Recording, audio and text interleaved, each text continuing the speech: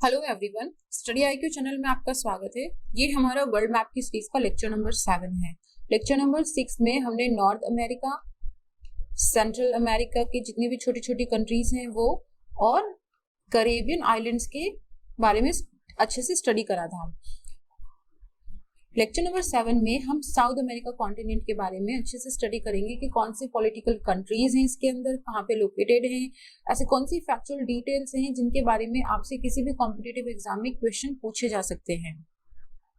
हम ये lecture start करें उससे पहले आई रिक्वेस्ट यू ऑल कि आप प्लीज अपनी नोटबुक अपने साथ में निकाल के रखिए।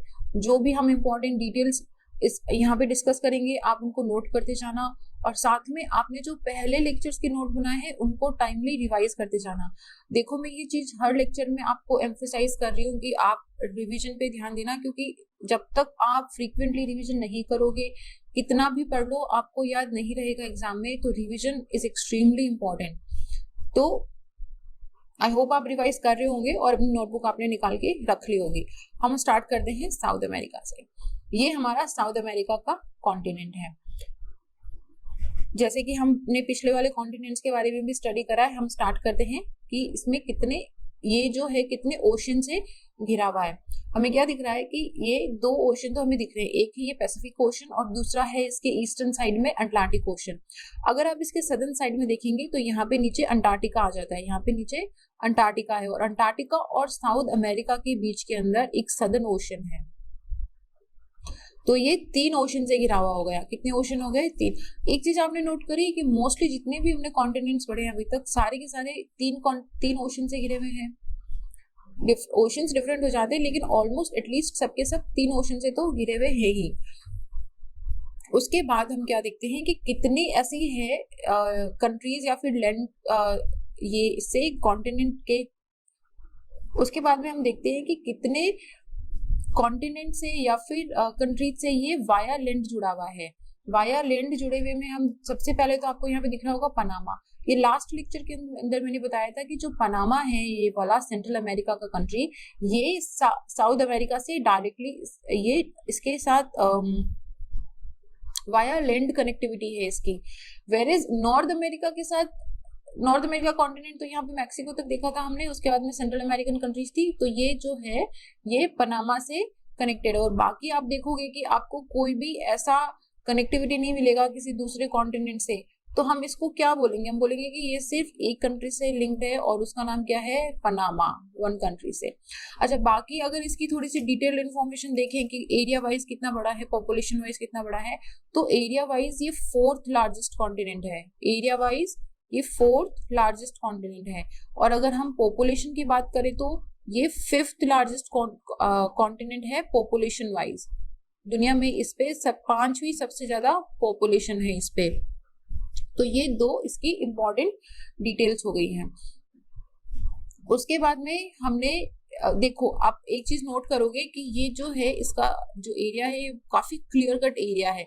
जैसे हमने एशिया में, यूरोप में, या फिर हमने नॉर्थ अमेरिका के अंदर भी पढ़ा था, तो ये ज्यादा वाटर बॉडीज नहीं है। जैसे गल्फ ऑफ मैक्सिको था हमारा, साउथ चाइना सी था हमारा, जापान सी था हमारा, ऊपर जैसे कारा सी था, या फिर बाल्टिक सी हो गया था।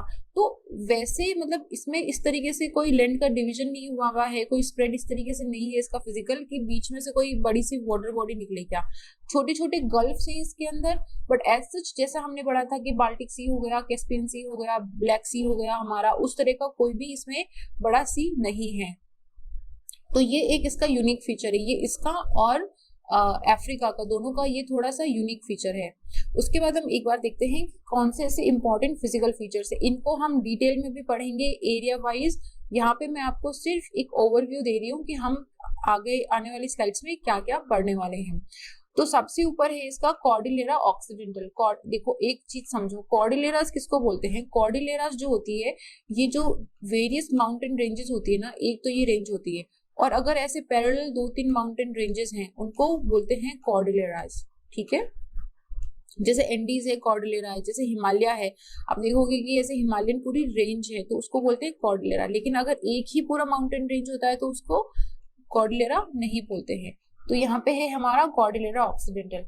उसके बाद में यहाँ पे आपको दिखेगा गुआना हाईलैंड्स। यहाँ पे है हमारा अमेजोन बेसिन, ये हमारा पूरा एंडीज है। अच्छा, सबसे पहले तो हम एंडीज के फॉर्मेशन की स्टोरी देखेंगे कि एंडीज कैसे हुआ, और एंडीज के कुछ इंपॉर्टेंट फैक्चुअल डिटेल्स है उनको भी देखेंगे। उसके बाद में है हमारा मातू ग्रासो, ब्राजील के अंदर है पूरा का पूरा, और यहीं पे है हमारा बोलिवियन प्लेटू, और बोलिवियन प्लेटू के ऊपर ही हमारी है एक लेक टिटिकाका। ब्राजील के अंदर पूरा का पूरा एक ही है ब्राजीलियन हाईलैंड। उसके नीचे अगर हम चलते तो हमें यहाँ पे दिखता है ग्रान चाको। फिर अर्जेंटीना के अंदर हमें अर्जेंटीना पंपास के प्लेन्स दिखाई देते हैं, ये एग्रीकल्चर के हाईली फर्टाइल प्लेन्स हैं। और नीचे हमें दिखाई देता है पेटागोनिया का डेजर्ट। तो ये हमारी कुछ फिजिकल फीचर्स हैं, आप इनको अभी आगे वाली स्लाइड्स में भी नोट कर लेना।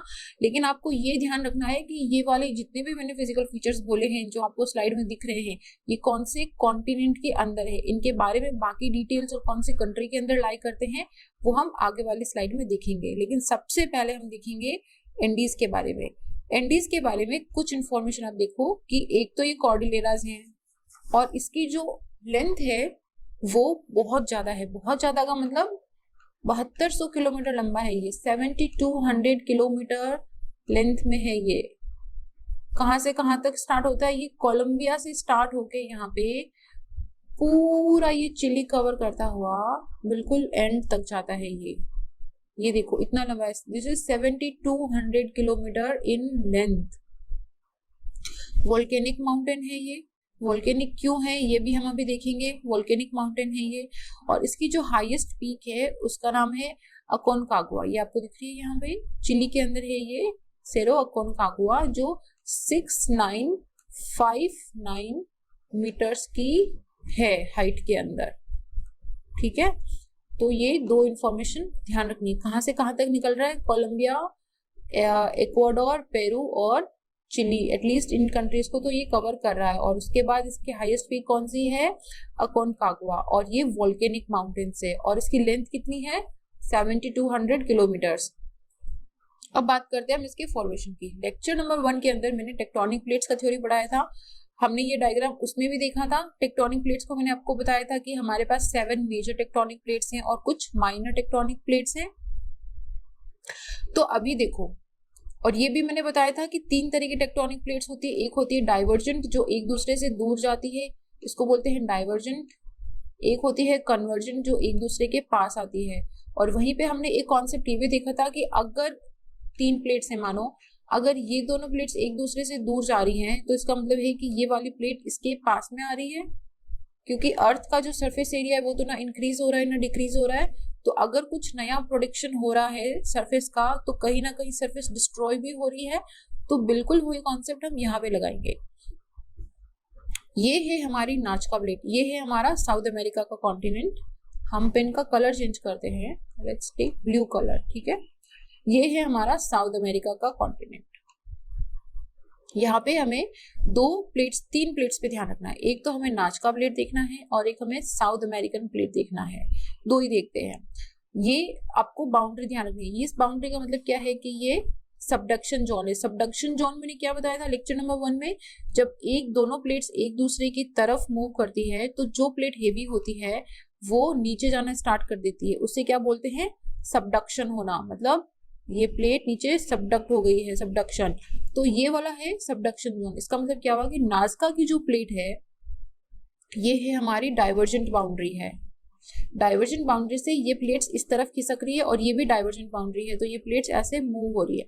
इसके मूव होने से क्या होगा कि दोनों जब मूव हो रही है तो जो प्लेट हैवी होगी वो इसके नीचे सबडक्शन में जाना स्टार्ट हो जाएगी। सबडक्शन में जाने से ये प्लेट जैसे जैसे नीचे जाती जाएगी वैसे फ्रिक्शन से या फिर जो टेम्परेचर है वो बढ़ता जाएगा, उसकी वजह से, और जो फॉल्ट क्रिएट हुआ है उसकी वजह से जहां पे भी इसको वीक पॉइंट मिलता है, जहां पे भी इसको वीक सरफेस मिलती है, जो मोल्टन लावा होता है वो ऊपर आके एज ए वोल्केनो इरप्ट होना स्टार्ट हो जाता है। सी इन दिस डायग्राम, ये कन्वर्जन प्लेट है। ये है हमारी नाजका की प्लेट और ये है हमारी साउथ अमेरिका की प्लेट। ये नाजका की प्लेट है, दोनों एक दूसरे की तरफ मूव हो रही है। ये कौन सी बाउंड्री है, कौन सी बाउंड्री है, ये कन्वर्जेंट बाउंड्री है। टेक्टोनिक प्लेट की कन्वर्जेंट बाउंड्री। कन्वर्जेंट बाउंड्री में नाजका प्लेट साउथ अमेरिकन प्लेट के नीचे सबडक्शन में जा रही है। इसके सबडक्शन में जाने की वजह से ये वाला यहाँ पे एक तो ट्रेंच क्रिएट हो रहा है। ट्रेंच क्या होता है? ट्रेंच जो है ये बिल्कुल जो सी सरफेस होता है, सी सरफेस में अंदर जो सबसे डीपेस्ट पॉइंट होता है, ऐसे मानो कि जैसे मैं आपको एज ए मेटाफोरिक एग्जांपल बता रही हूँ कि जैसे दो बड़े बड़े माउंटेन्स हैं, इन माउंटेन्स के बिल्कुल बीच में यहाँ पे जो सबसे नीचे जहाँ पे आप डीपेस्ट जा सकते हो, ये वाला पॉइंट जो होता है, ऐसा कुछ ट्रेंच होता है। ये मैंने आपको एज ए मेटाफोरिक एग्जांपल बताया। तो यहाँ पे एक ट्रेंच क्रिएट होता है और सबडक्शन जोन है। जहाँ पे भी सबडक्शन जोन होगा वहां पे ट्रेंच होगा। ये दोनों एक दूसरे के साथ ही होंगे और इसी की वजह से यहाँ पे जो ये वीक सरफेस, यहाँ पे जो फोल्ड क्रिएट हुआ है, यहाँ पे ये माउंटेन्स क्रिएट हो गए हैं और इनको एंडीज माउंटेन बोलते हैं। और ये फोल्ड माउंटेन्स होते हैं, ये वोल्केनिक माउंटेन है, ये एक्टिव वोल्केनोज हैं। यहाँ पे अगर आप कभी भी सुनोगे तो आपने ये न्यूज में, अगर आप कंटिन्यूअसली टच में रहते हो तो आपने देखा भी होगा कि एक्वेडोर जो है वहाँ पे वोल्केनोज इरप्ट हो गए हैं, अर्थक्वेक बहुत इजीली आ रहे हैं, अर्थक्वेक बहुत आते रहते हैं। तो ये वाला जो है ये बहुत ही एक्टिव टेक्टोनिक प्लेट है। ये हो गया हमारा फॉर्मेशन ऑफ एंडीज रेंज। अगर मैंने आप को दोनों फोटोज बहुत ही सिमिलर में दिखाया है ताकि आप देखो कि ये देखो, ये पूरा का पूरा जो है ये पूरा सबडक्शन जोन है और यहीं पे इसको देखो, ये नॉर्थ एंडीज से लेके ये पूरा एंडीज माउंटेन जो है ये हमारा सबडक्शन जोन का वोल्केनिक फोल्ड माउंटेन है। ठीक है, ये हो गया हमारा एंडीज माउंटेन रेंज। उसके बाद हम एक बार इसकी पॉलिटिकल कंट्रीज देख लेते हैं कि इसके अंदर कौन कौन सी कंट्रीज है, कहाँ पे लोकेटेड है और अगर कोई इंपॉर्टेंट फीचर है तो वो भी देखते हैं। तो सबसे ऊपर हमें देखिएगा वेनेजुएला है। यहाँ पे वेनेजुएला को अगर आप न्यूज फॉलो करते हो तो आपने देखा होगा कि यहाँ पे हाइपर इन्फ्लेशन का एक मैटर आया था, हाइपर इन्फ्लेशन हो गया था। यहाँ पे हाइपर इन्फ्लेशन क्या होता है कि जो वैल्यू ऑफ मनी होती है वो सडनली बहुत ज्यादा गिर जाती है। मतलब आपको बंच लाइक बॉक्सेस भर भर के, बोरी भर भर के आपको जो पैसे हैं वो देने पड़ते हैं छोटे छोटे सामान के लिए। तो हाइपर इन्फ्लेशन की सिचुएशन आ गई थी और वेनेजुएला जो है ये यहाँ पे ऑयल प्रोडक्शन भी बहुत होता है। This is a major country for the oil production. इसकी जो मेजर इकोनॉमी है वो ऑयल प्रोडक्शन से चलती है और वेनेजुएला के अंदर हाईएस्ट ऑयल रिजर्वायर्स हैं, हाईएस्ट ऑयल रिजर्वायर्स हैं। सबसे ज्यादा जो ऑयल के रिजर्वायर्स हैं जहाँ पे ऑयल है जमीन के अंदर वो है वेनेजुएला के अंदर।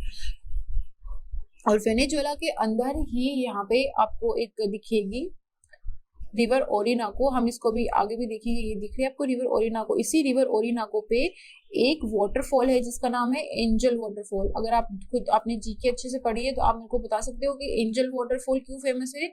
क्योंकि ये वर्ल्ड का हाईएस्ट वाटरफॉल है और ये कौन सी रिवर पे है? रिवर ओरिनाको पे। ये वाली यहाँ पे रिवर है ओरिनाको। और कौन सी कंट्री के अंदर है ये? वेनेजुएला के अंदर।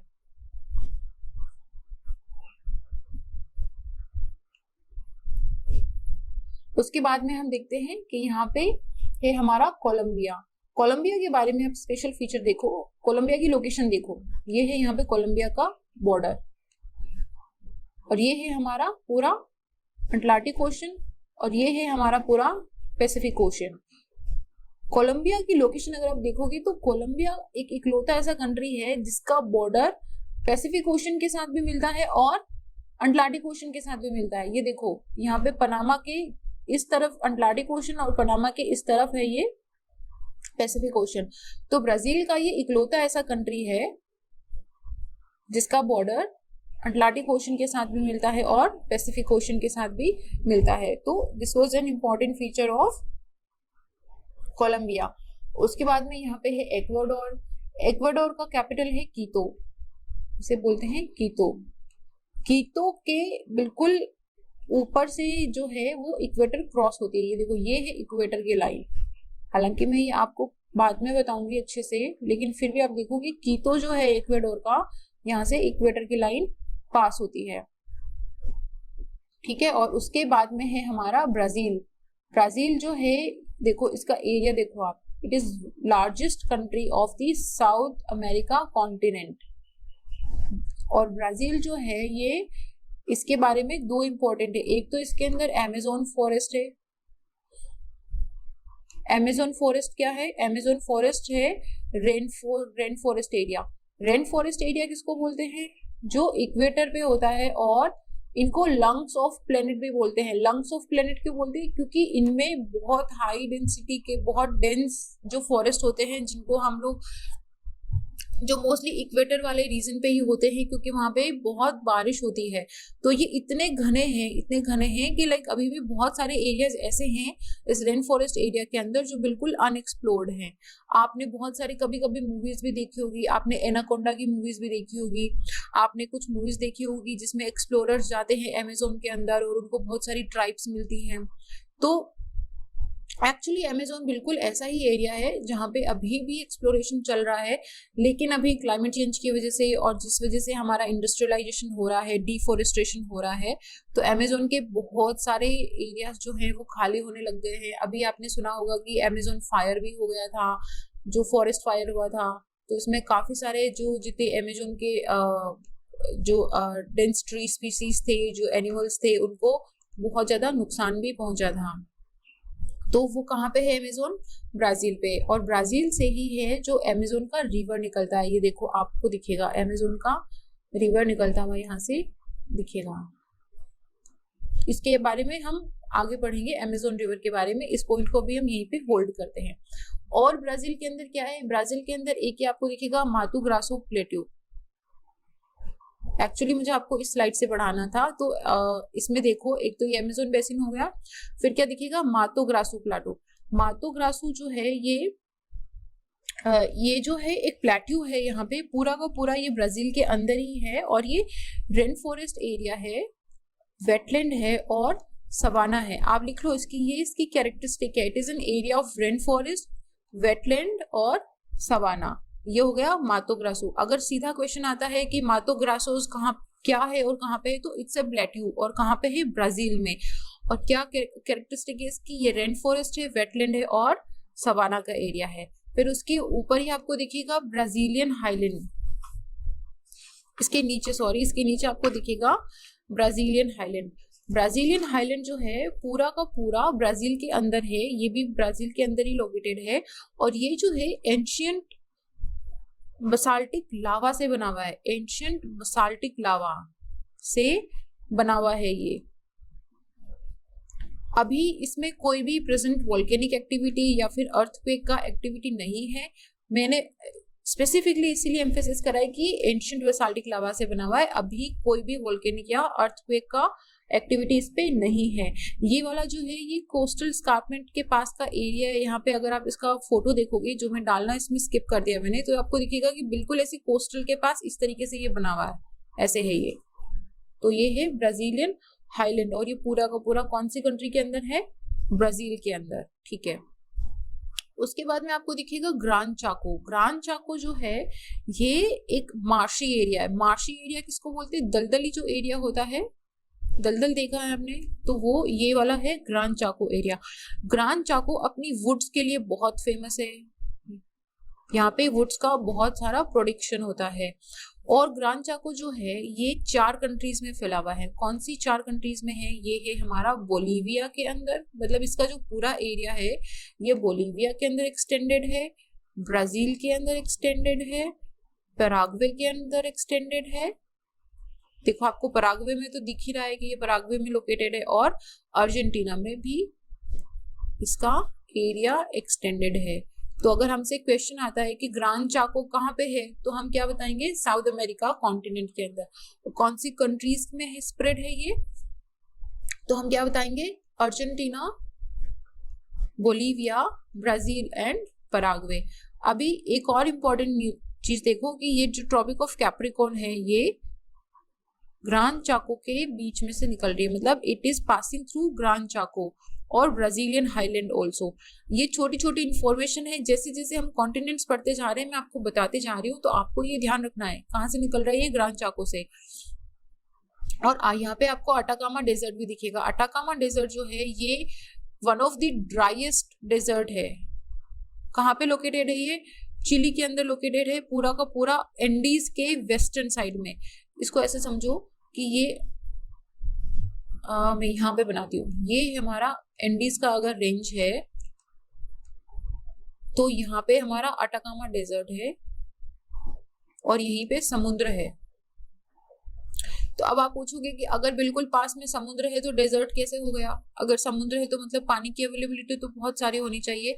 Now that is a question we will answer in the lecture when we will study the deserts. इसको जब हम डेजर्ट वाला लेक्चर पढ़ेंगे ना, तब मैं आपको अच्छे से एक्सप्लेन करूंगी कि अटाकामा का एरिया डेजर्ट क्यों है, इवन दो ये तो बिल्कुल समुद्री एरिया पे है। ठीक है, लेकिन अभी के लिए आप क्या ध्यान रखोगे, अटाकामा कहाँ पे है? चिली में। लोकेशन क्या होगी इसकी? साउथ अमेरिका कॉन्टिनेंट में। और ये क्या है? एक डेजर्ट एरिया है। ये हो गया। और फिर यहाँ पे हमें क्या दिख रहा है? Bolivian plateau. बोलिवियन प्लेट्यू जो है इसके बिल्कुल पास में बोलिवियन प्लेट्यू जो है, ये इसके बोलिवियन प्लेटू के ऊपर ही है हमारी लेक टिटिकाका। लेक टिटिकाका के बारे में 2-3 चीजें देखो। एक तो ये हाईएस्ट नेविगेबल लेक है, लिख लो आप, हाईएस्ट नेविगेबल लेक है। हाईएस्ट नेविगेबल लेक का मतलब क्या हुआ कि इसमें से जो है शिपिंग्स होते हैं, नेविगेशन है, नेविगेशन पॉसिबल है। और दूसरा जो ये टिटिकाका लेक है, ये टेक्टोनिक लेक है। टेक्टोनिक लेक क्या होता है? जो टेक्टोनिक प्लेट के मूवमेंट से जो बनती है लेक्स, उनको बोलते हैं टेक्टोनिक लेक्स। बहुत सिंपल है, वर्ड में छुपा हुआ है कि टेक्टोनिक लेक्स क्या होती है। और ये 2 कंट्रीज के बीच में डिवाइडेड है। कौन सी 2 कंट्रीज के बीच में डिवाइडेड है? Bolivia and Peru. बोलिविया और पेरू में ये है लेक टिटिकाका। और किसके ऊपर है ये?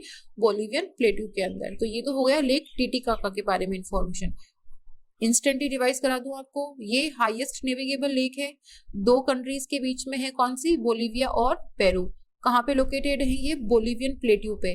और किस टाइप की लेक है ये? टेक्टोनिक लेक है ये।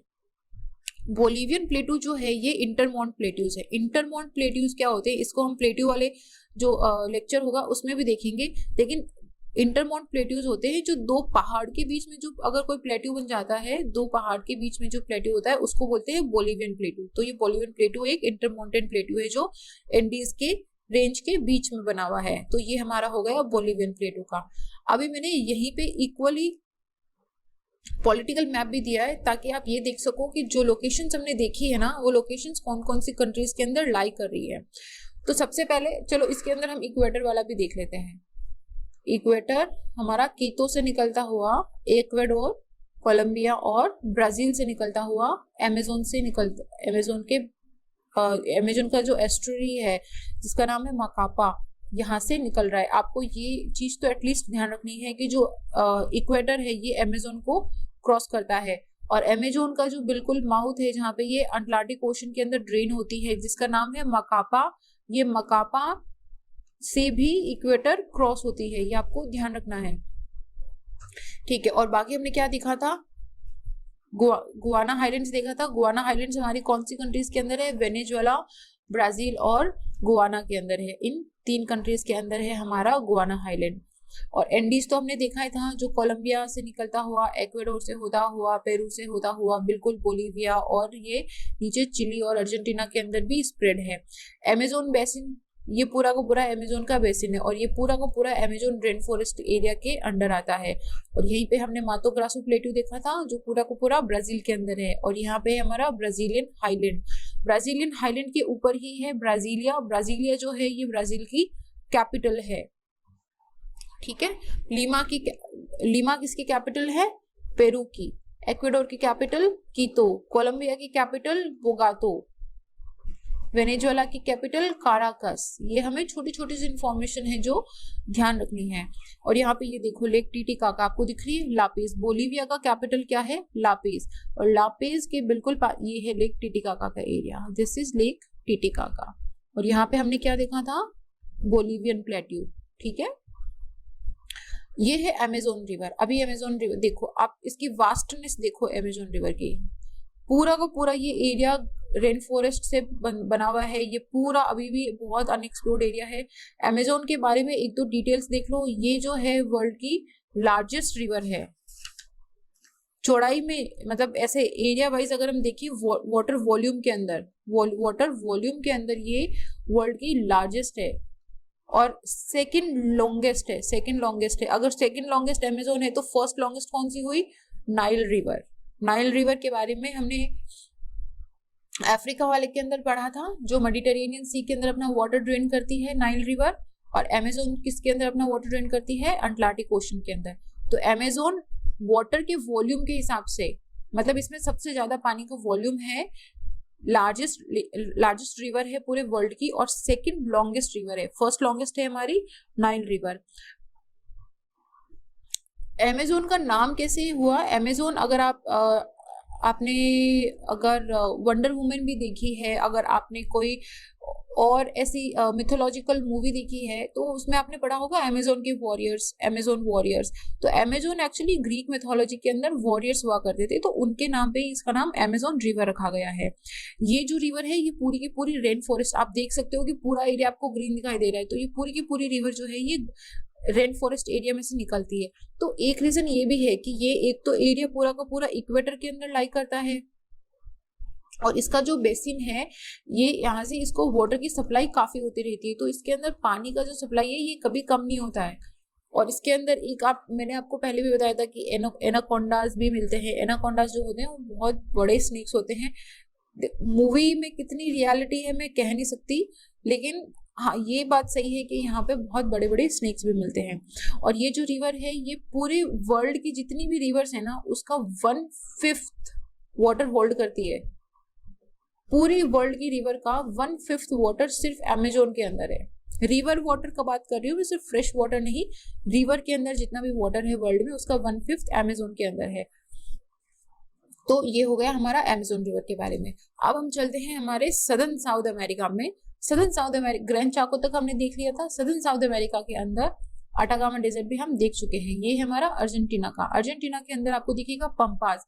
पंपास जो है ये प्लेन्स है, एक्चुअली ये एग्रीकल्चर प्लेन्स है, ये हाईली फर्टाइल प्लेन्स है। यहाँ पे जो एग्रीकल्चर का प्रोडक्शन है वो काफी अच्छा होता है। और उसके नीचे बिल्कुल सदर्न साइड में आपको दिखेगा पेटागोनिया। पेटागोनिया का जो है ये डेजर्ट एरिया है। This is a desert area. और ये डेजर्ट क्यों है ये भी हम डेजर्ट वाले लेक्चर में पढ़ेंगे। अभी मैं आपको इतना सा बताऊं कि जो ये डेजर्ट एरिया है, ये बहुत, इसमें लिटिल प्रेसिपिटेशन होता है। लिटिल प्रेसिपिटेशन का रीजन क्या है, उसके लिए आपको डेजर्ट वाला लेक्चर देखना होगा। और इसका जो सबसे सदर्न पॉइंट है उसको बोलते हैं केप हॉर्न। केप हॉर्न वाला जो एरिया है ये साउथ अमेरिका कॉन्टिनेंट का सबसे सदर्न पॉइंट है। तो ये हो गया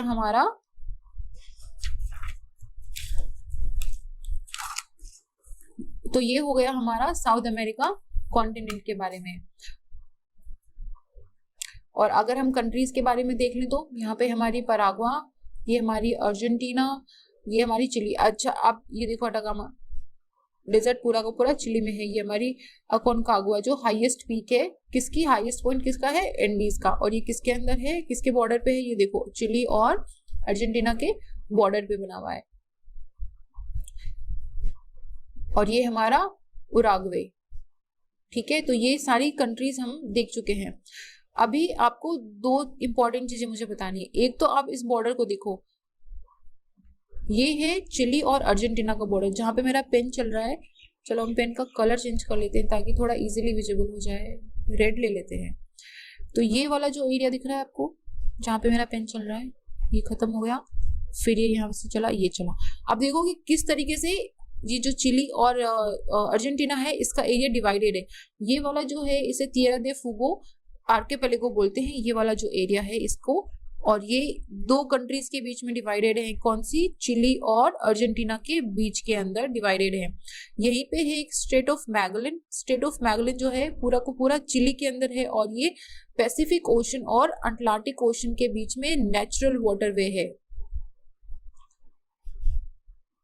मैंने इसकी अलग से स्लाइड नहीं डाली है, लेकिन आप ये देखो कि जो स्ट्रेट ऑफ मैगलन है ये पूरा का पूरा चिली के अंदर लोकेटेड है, और ये पैसिफिक ओशन को अटलांटिक ओशन के साथ मिलाता है। और ये बहुत इंपॉर्टेंट वाटर पैसेज है, क्योंकि अगर हम इस वाटर पैसेज को मिस कर देते हैं, अगर ये बंद हो जाता है किसी केस से, तो फिर हमें यहाँ से केप हॉर्न से घूम के जाना पड़ेगा। और केप हॉर्न पे यहाँ पे हमारा एक ड्रैग पैसेज है, जिसके बारे में हम अभी देखेंगे। ड्रैग पैसेज जो है काफी डेंजरस एरिया है। तो ये वाला स्ट्रेट ऑफ मैगलन स्ट्रेटेजिकली काफी इंपॉर्टेंट लोकेशन है। अब हम देखते हैं कि कितनी लैंडलॉक्ड कंट्रीज हैं साउथ अमेरिका के अंदर। अच्छा पहले आप मुझे ये क्वेश्चन करो कि नॉर्थ अमेरिका कॉन्टिनेंट में कितनी लैंडलॉक्ड कंट्रीज थी। आंसर मैं नहीं बताऊंगी, आप या तो पीछे वाले लेक्चर में जाके देखेंगे या फिर अपने नोट से आप रिवाइज करेंगे कि नॉर्थ अमेरिका में कितनी लैंडलॉक्ड कंट्री थी। साउथ अमेरिका के लैंडलॉक्ड कंट्रीज की बात करें तो सिर्फ 2 कंट्रीज है, एक बोलिविया और एक पराग्वे। आपको बहुत इजीली याद रह जाएगा BP. BP is what the landlocked countries of south America, Bolivia and Paraguay. अच्छा, एक इंपॉर्टेंट इन्फॉर्मेशन ब्राजील के बारे में रह गया था, which is very important. Brazil इकलौता ऐसा कंट्री है जहां से इक्वेटर भी निकलता है और ट्रॉपिक ऑफ कैप्रिकॉर्न भी निकलता है। Brazil is the only country जहां से इक्वेटर और ट्रॉपिक ऑफ कैप्रिकॉर्न का लाइन निकलता है। बाकी किसी भी कंट्री से 2 तरह का लाइन नहीं निकलता है, इसलिए मैंने बोला था कि Brazil one of the largest countries के अंदर भी आता है। और यहाँ पे देखो अभी एक, this is very important factual detail, आपको ये बहुत इंटरेस्टिंग लगेगा। यहाँ पे ब्राजील के पास में आपको ये दिख रहा है इला दी क्वाइमेटा ग्रांडे। ये इला ग्रांडे जो एक है छोटा सा आइलैंड है बिल्कुल यहाँ पे साउथ अटलांटिक ओशन के अंदर। ये साउ पोलो दिख रहा है आपको, साउ पोलो के बिल्कुल पास में एक इला ग्रांडे का आइलैंड है। ये आइलैंड जो है इसको स्नेक आइलैंड बोलते हैं। आप यूट्यूब पे या फिर गूगल पे थोड़ा सा इसको डाल के देखना, आप देखोगे कि आपको बहुत सारी डॉक्यूमेंट्रीज लगेंगी और आपको इतने स्नेक्स दिखेंगे। ये one of the highest place where the highest density of the snakes are there and it is extremely dangerous। मतलब जो जितने वेमिनस या सबसे ज्यादा जो जहरीले सांप होते हैं वो सारे के सारे इस आइलैंड पे पाए जाते हैं। तो ये आइलैंड, आप इसको बस ये ध्यान रखना है कि स्नेक आइलैंड कहाँ पे है और इस आइलैंड का नाम क्या है और इसे स्नेक आइलैंड क्यों बोलते हैं। तो ये साओ पोलो मतलब ये ब्राजील के एडमिनिस्ट्रेशन के अंडर आता है और ये जो है टेम्परेट क्लाइमेट का एरिया है। फिर हमारा लास्ट पॉइंट रह जाता है ड्रैग पैसेज। ड्रैग पैसेज जो है ये अर्जेंटीना के, ये जो हमने अभी पढ़ा था, जो हमारा सदर्न मोस्ट था कैप, जो हमारा कैप हॉर्न था, और ये अंटार्कटिका का साउथ शेटलैंड आइलैंड है। इसके बीच में जो ये वाटर पैसेज है इसको बोलते हैं ड्रैग पैसेज। ये ड्रैग पैसेज थोड़ा डेंजरस है क्योंकि यहाँ पे काफी तेज हवाएं चलती है, शिप्स रेक हो जाते हैं। तो कोशिश हमेशा ये की जाती है कि इस पैसेज एरिया को हमेशा अवॉइड ही करा जाए। तो ये हो गया हमारा साउथ अमेरिका का कॉन्टिनेंट पूरा का पूरा अच्छे से कवर हो गया है, जिसको हमने बहुत ही डिटेल में स्टडी कर लिया है। अभी हमारा सिर्फ एक कॉन्टिनेंट बचा, 2 कॉन्टिनेंट बचे हैं हमारे, लेट्स से एक तो ओशियाना कॉन्टिनेंट और दूसरा अंटार्कटिका का। तो अंटार्कटिका में एज सच इतनी इंपॉर्टेंट लोकेशंस नहीं है, लेकिन फिर भी हम उसको स्टडी करेंगे क्योंकि उसमें से भी क्वेश्चंस आ सकते हैं। तो अभी के लिए इतना ही। Thank you.